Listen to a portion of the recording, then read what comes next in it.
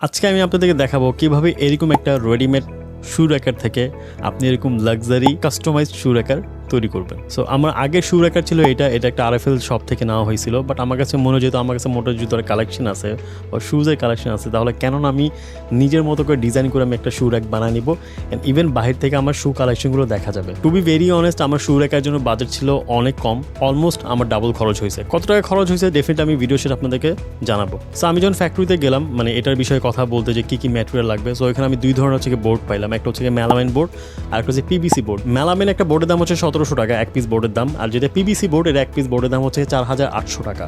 But আমি যদি in future aquarium set করবো এটার উপর, সো দ্যাটস ওয়াই ওয়েট নেওয়ার একটা ব্যাপার আছে। অ্যান্ড আমাকে ফ্যাক্টরি থেকে বলা হয়েছে যদি পানি কখনো মেলামাইন বোর্ডে পড়ে সেই ক্ষেত্রে ওটা ফুলে যেতে পারে, নষ্ট হইতে পারে। সো যেহেতু এটার উপরে মানে অ্যাকুরিয়াম থাকবে, দ্যাটস ওয়াই পানি পড়ার চান্সেস আছে। আর আমি চাচ্ছিলাম ভালো একটা জিনিস কিনতে যেন এটা আমাকে 10-20 বছর অনায়াসে সাপোর্ট দিতে পারে। দ্যাটস ওয়াই আমি পিভিসি বোর্ড নেওয়ার সিদ্ধান্ত নেই। অ্যান্ড আমার টোটাল 1.5 পিস বোর্ড লাগছে এই শু র্যাকটার জন্য। অ্যান্ড এটার সামনে আমি গ্লাস ইউজ করেছি 5mm এর।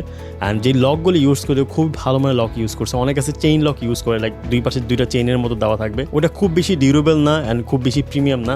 দ্যাটস হচ্ছে কি আমি এই টাইপের এল শেপের লকগুলো ইউজ করেছি। সো ভিতরে যে শেলফগুলো ছিল শেলফগুলো আমি ফার্স্টে ভেবেছিলাম পিভিসি বোর্ড দিয়ে দিব, বাট পরে দেখলাম যে না, পিভিসি বোর্ড দিয়ে দিলে আমার খরচ অলমোস্ট গ্লাসের মতোই হয়।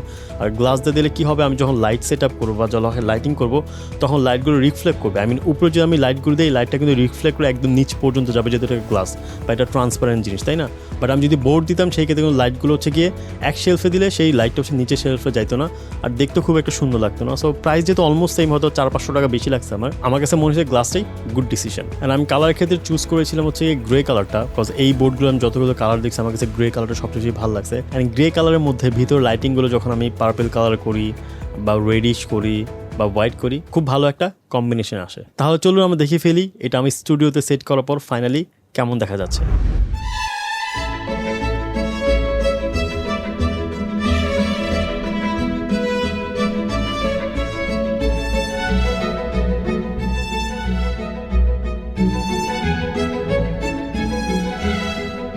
আমার প্রিমিয়াম শু র্যাকের অল ওভার কস্ট পড়েছে 16,500 টাকা।